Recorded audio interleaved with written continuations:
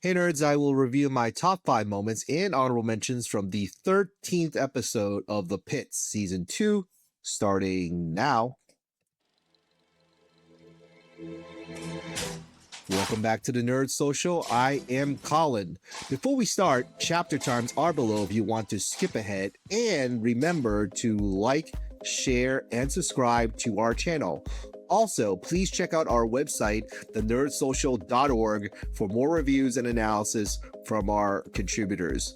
So, episode 13 is titled 7 p.m. It is written by Joe Sachs, and it is directed by Damian Marcano. Spoiler-free logline of this episode is: as the night shift begins, Mohan's AMA patient is brought back to the ER.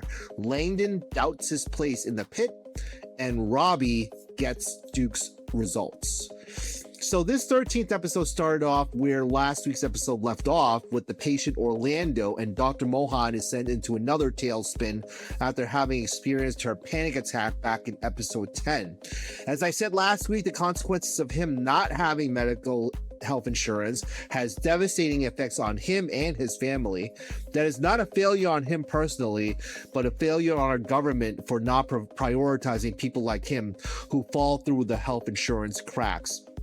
Also, in this episode, there is a sense that with the day shift ending, all the emotional baggage from the day is catching up to everyone, Mohan included and everyone else, and there are consequences to that baggage that still needs to be resolved, with only now 2 episodes left. In terms of rating, I would give this 13th episode a 9 out of 10, which is a movie marathon. Some folks online really saw this episode as a letdown. Maybe they just like the intense drama of previous episodes, but to me, I like that they are showing the emotional toll it takes to perform at such a high level during those intense moments. There is a price to pay, and sometimes we as an audience like to see the heroic stuff, but not its consequences. As I review my top 5 and honorable mention moments, there are spoilers ahead for The Pitt Season 2, Episode 13. So get ready for that right now. Okay. So we start off with honorable mention number 2, which is Mel quoting Kelly Clarkson and not Friedrich Nietzsche. When Mel made the quote, "What doesn't kill me makes me stronger," Dr. Langdon thought Mel was referring to Nietzsche and not the song by Kelly Clarkson. A funny, awkward moment for Dr. Mel King, because we all know she has a crush on Dr. Langdon. My honorable mention number 1 is Digny getting a shave and a haircut from Nurse Dana and Nurse Emma. From where he was in episode 1, when we first saw him, we finally get to know more about him. It was very touching that Nurse Emma told Digby that his daughter would not forget what he looks like if he has a shave and a haircut.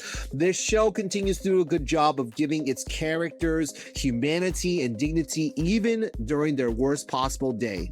This is something that Dr. Whitaker says to Dr. Ogilvie, which we'll get to in a moment. The number 5 moment is too much turmeric. Santos was able to figure out that the patient was ingesting too much of this spice. When her skin color, as you can see, was that yellow, it was very obvious when you put 2 and 2 together. Some viewers don't really like Santos for her arrogance and dismissive a-hole behavior, but you have to give it to her that she is smart and has a knowledge of the medical oddities that is very vital to an emergency room. Not everyone is going to have a sunny personality, and we have to understand that when dealing with the stuff that happens in an emergency room. My number 4 moment is Robby giving the finger to Abbott. When Noel here and Robby were chatting about their past romantic life and about his future plans of leaving the pit, Abbott gave his BFF Robby a look, when the conversation was over, as like, dude, what are you doing with her? I thought it was over between you two. To which Robby just gave Abbott the finger. That type of communication really speaks to their bond and friendship as brothers in arms in the emergency room. My number 3 moment is Orlando's fate. Because of the fall, which he may or may not have intentionally done to himself, after he had left the ER already in the early episodes, he is eligible actually for disability at no cost to his family. It's so really unfair that you either have to have Medicaid if you're dangerously poor, or you have employer-based health insurance if you have a full-time job. There's nothing in between, like in the cases of Orlando and his family. Not even Obamacare was able to help this situation. This is why we really need in our country Medicare for all. There's really no excuse anymore. If our current president is asking for $1.5 trillion to fight an illegal war, then there's enough money for Medicare for all. Enough of the how do we pay for it. That line is really not going to work anymore, in my opinion. Number 2 moment is Whitaker's wisdom to Ogilvie. When Ogilvie lost his English teacher patient from previous episode, he finally buckled and broke under the pressure of the day. While sitting there contemplating his medical choices, Whitaker said he is exactly where he needs to be, where he is helping with care and compassion those who show up on one of the worst days of their lives. I thought he said it much more poignantly than I just summarized.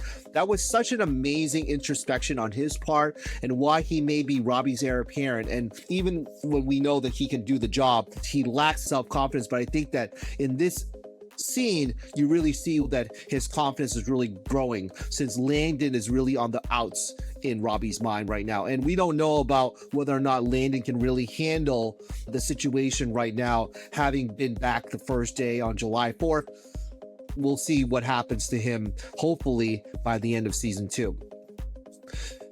And the number 1 moment is Robby ever going to leave. His shift is over. He knows about Duke's diagnosis, which he feels a burden to tell him his options. There's so much weighing on his mind with Langdon, Whitaker, Hashimi, Noel, and Nurse Dana, along with Duke. There's speculation online that he may take his own life when he said, "What if I don't come back?" It seems like his fate is going to be a cliffhanger for season 2. I think that's where it's going to approach.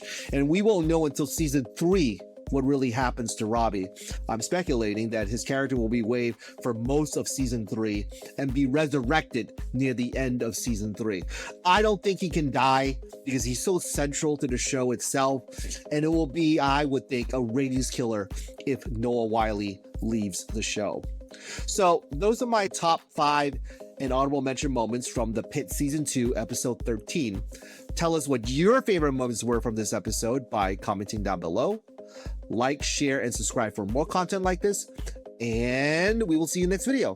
All right, take care, everybody.